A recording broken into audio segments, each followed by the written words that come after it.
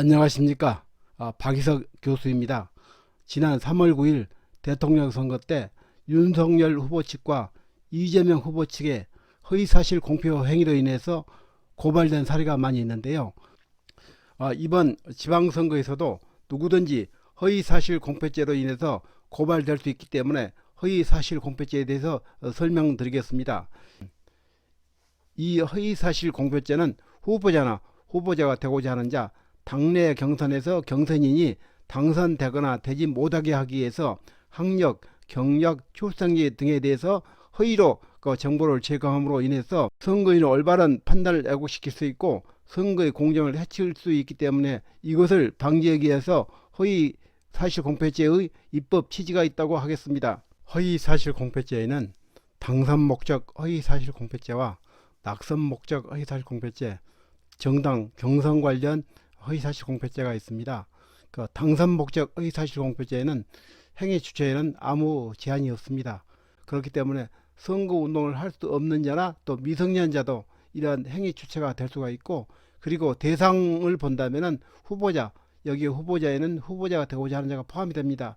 그 후보자의 배우자 또는 그 직계 존비성이나 형제 자매의 출생지, 또 가족관계, 신분, 직업, 경력 등 재산, 토독단체, 특정인 또는 특정 단체로부터 지지 여부에 대해서 후보자의 당선을 위해서 또 허위 사실을 공표한 행위가 되는데, 이 행위로 본다면은 연설, 방송, 신문, 통신, 잡지, 벽보, 선전 문서, 기타의 방법으로 후보자에게 유리하도록 허위 사실을 공표하거나 공표하게 한 것과 허위 사실을 게재한 선전 문서를 배포할 목적으로 소지하는 것이 그 행위의 양태가 되겠습니다.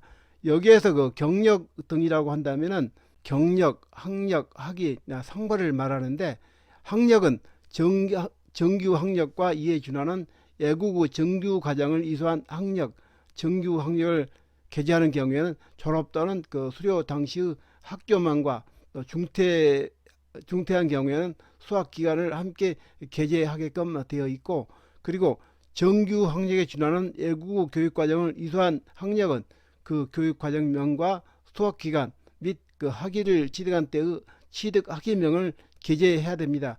이와 같이 학력을 게재하지 않은 경우에는 허위사실 공표죄의 대상인 경력 등에 해당이 되는 것이고, 재산의 경우에는 후보자 등록 신고를 했었을 때 재산 신고를 하게끔 되어 있는데, 이 재산 신고서에 고의적으로 특정 재산을 누락시키거나 또 추가했을 경우에는 허위사실 공표죄에 해당이 되고, 소속 단체라든가 또 아니면 특정인 또는 또 특정 단체로부터 지지하고 있지 않는데도 불구하고 지지했다고 하는 경우에도 허위사실 공표죄에 해당이 됩니다.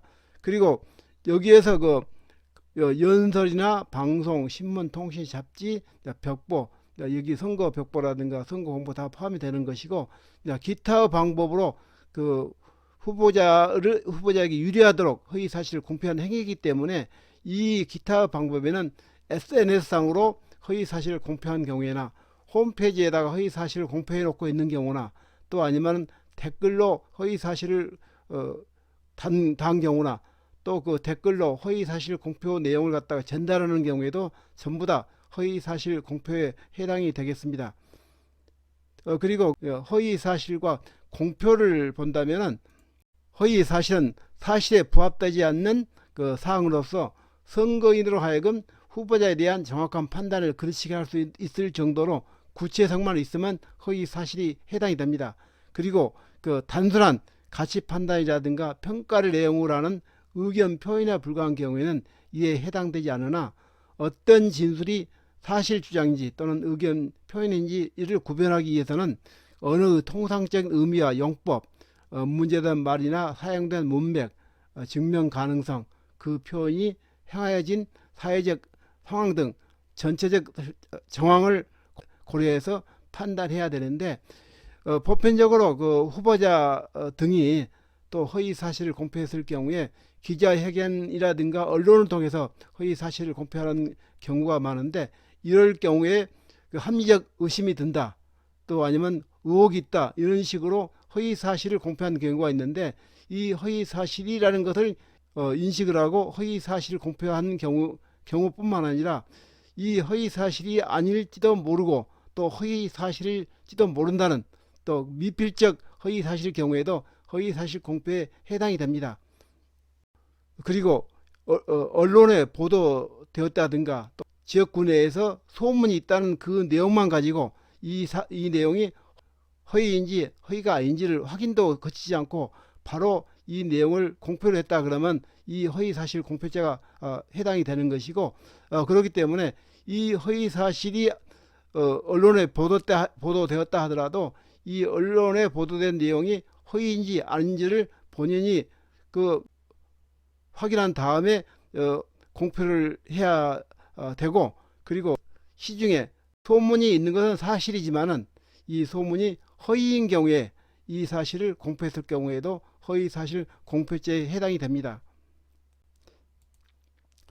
그리고 공표라는 것은 수단이나 방법에 관계없이 불특정 또는 다수인에게 허위사실을 의욕적으로 알리는 것을 뜻하는 것이고, 소수 사람에게 대화로 전하고 그 소수 사람이 다시 전파하게 될 경우도 공표에 해당이 되고, 그 다음에 비록 개별적으로 한 사람에게만 허위 사실을 알리더라도 그를 통하여 불특정 또는 다수인에게 알려질 가능성이 있다면 이것 또한 허위 사실 공표죄에 해당이 됩니다.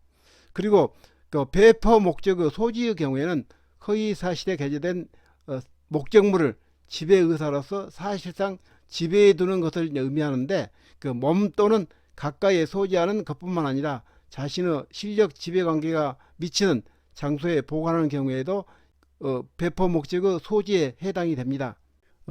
당선 목적 허위 사실 공표죄는 후보자나 후보자가 되고자 하는 자에게 유리하도록 당선되거나 되게 할 목적이 있어야 성립이 되고, 벌칙 규정으로는 5년 이하의 징역 또는 3천만 원 이하의 벌금에 처하도록 그렇게 되어 있고, 당내 경선 관련 당선 목적 허위 사실 공표죄를 위반했을 경우에는 3년 이하의 징역 또는 600만 원 이하의 벌금에 처하도록 그렇게 규정을 하고 있습니다. 그리고 낙선 목적 허위 사실 공표죄는 당선 목적 허위 사실 공표죄하고 똑같이 행위 주체는 아무 제한이 없습니다.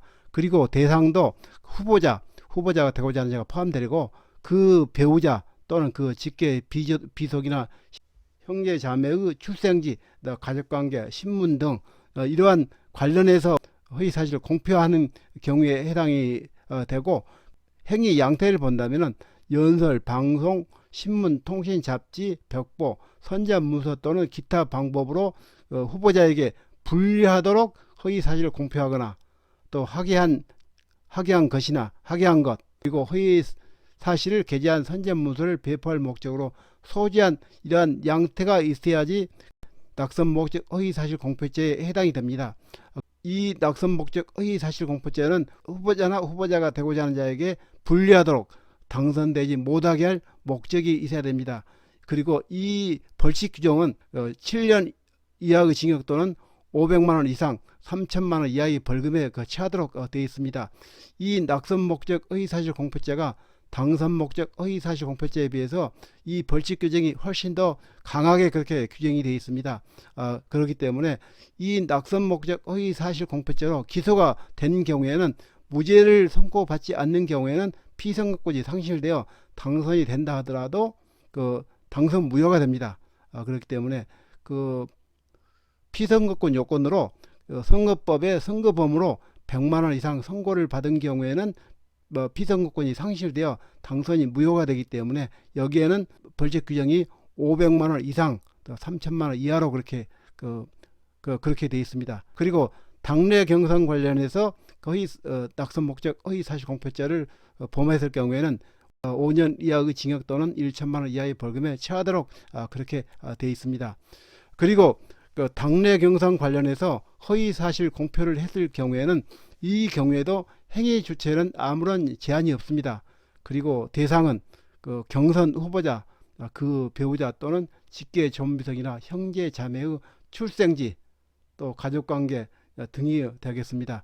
그리고 행위 양태로 본다면 당내 경선과 관련해서 당선 목적 허위 사실을 공표한 자와 학예한 자, 허위 문서를 배포하기 위해서 소지한 자, 그리고 낙선 목적 허위 사실을 공표한 자와 학의한 자, 그리고 그 배포하기에 소지한 자, 이런 행위가 되겠습니다. 오늘은 허위 사실 공표죄에 대해서 말씀을 드렸고, 다음 시간에는 후보자 비방죄에 대해서 설명을 드리겠습니다. 아래 붉은 구독 버튼을 눌러주시면 감사하겠습니다. 감사합니다.